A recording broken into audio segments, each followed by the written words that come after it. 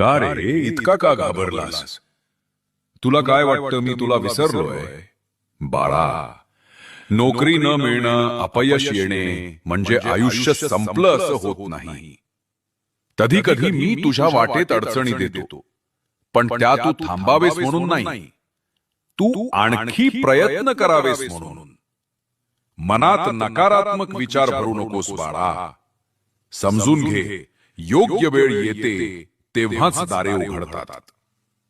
स्वतःला घडव, नवीन काही शिक, कौशल्य वाढव, नवीन लोकांना भेट, आणि सर्वात महत्वाचं तुझा आत्मविश्वास टिकव.